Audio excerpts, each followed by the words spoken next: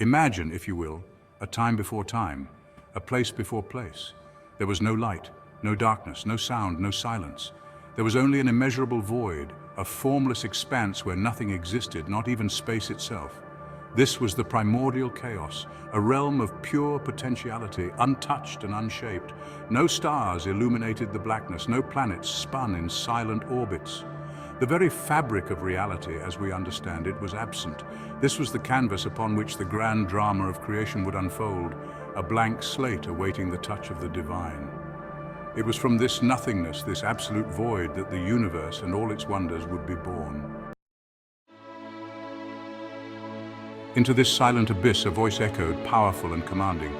It was a voice that carried the weight of creation, a voice that would change the very fabric of reality. "Let there be light," it declared, with an authority that could not be denied. And with those words, the universe shuddered awake. It was as if the cosmos had been holding its breath, waiting for this very moment to spring into existence. Light, brilliant and pure, erupted into the void, piercing the darkness and pushing back the nothingness. This light was not just a mere illumination. It was a force, a presence that demanded to be acknowledged. The universe, once a blank canvas, was instantly ablaze with the brilliance of this newfound energy. It was a spectacle of cosmic proportions, a dazzling display of power and beauty. This wasn't merely the light we know, the gentle warmth of the sun or the soft glow of stars. It was something far more profound, more elemental. This was the primal light of creation, the energy that would underpin the very fabric of the universe. It was the foundation upon which all things would be built, the cornerstone of existence itself.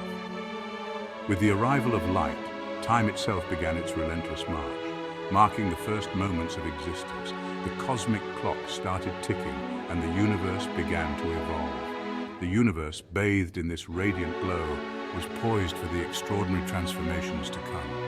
It was a beginning, a dawn that promised endless possibilities and infinite wonders.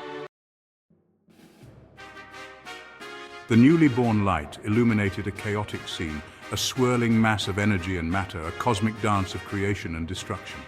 It was a sight both awe-inspiring and terrifying, a testament to the raw power of the universe in its infancy. But within this chaos, a sense of order began to emerge. Patterns started to form, and the once wild energy began to organize itself, hinting at the structure that was to come. It was as if the universe was finding its rhythm, a symphony of creation playing out on a grand scale. The voice boomed again, its words echoing with creative power, resonating through the fabric of space and time. It was a command that could not be ignored, a directive that set the stage for the next phase of creation. Let there be a dome in the midst of the waters to separate water from water, and so it was. The waters obeyed, parting to create a vast expanse, a dome that would become the sky. The heavens, a vast expanse above, were separated from the waters below, establishing the foundations of the cosmos as we know it. This separation was crucial, creating the space needed for life to eventually flourish. The heavens stretched out, a magnificent tapestry of darkness punctuated by the brilliance of the first light. Stars began to dot the sky, each one a beacon of hope and a promise of the wonders yet to come. Below, the waters churned, a mirror reflecting the majesty above. The surface of the water shimmered with the light of the heavens, creating a breathtaking display of unity between the sky and the sea. The universe, once a formless void, was taking shape, its destiny guided by an unseen hand. This hand, full of purpose and intent, was crafting a masterpiece, a universe that would one day teem with life and beauty.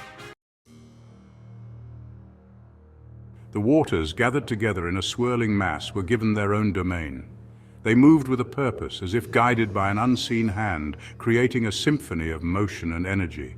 "Let the waters under the dome be gathered together into one place," the voice commanded, "and let the dry land appear." The command echoed through the void, a decree that would shape the very foundation of the planet. As if responding to an unseen conductor, the waters obeyed. They shifted and flowed, carving out paths and channels, creating rivers and streams that would one day nourish life. They surged and receded, revealing the face of the earth for the first time.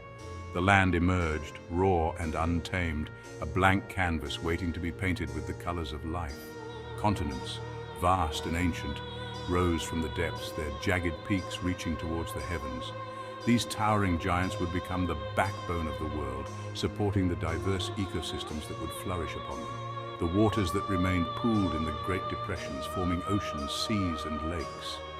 These bodies of water would become the cradles of life, nurturing the first organisms that would evolve into the myriad forms we see today.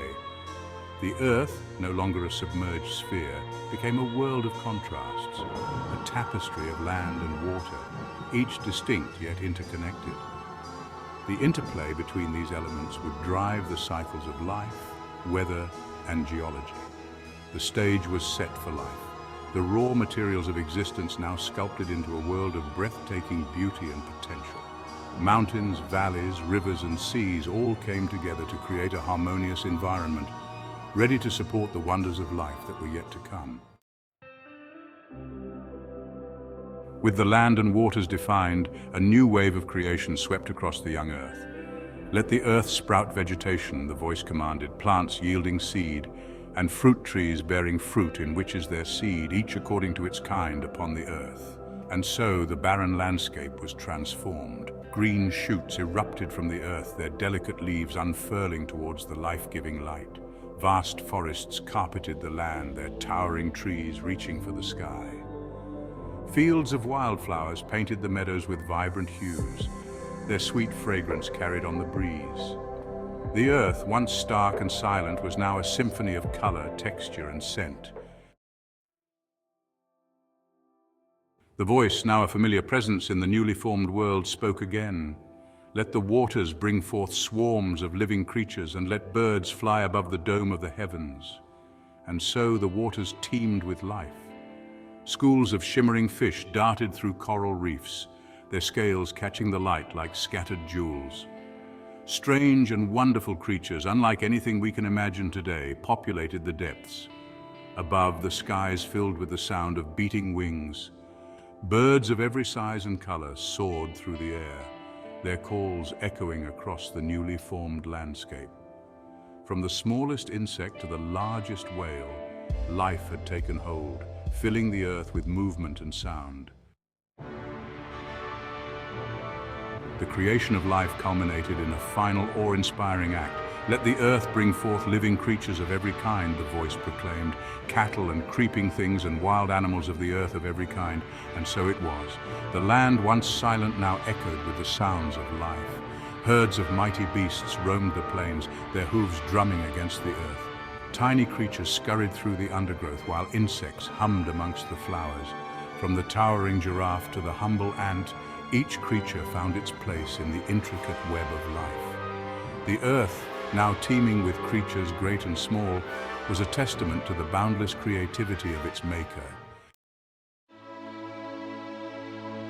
Then, in the final and most profound act of creation, the voice spoke once more, its tone imbued with a new tenderness. Let us make humankind in our image after our likeness, it declared.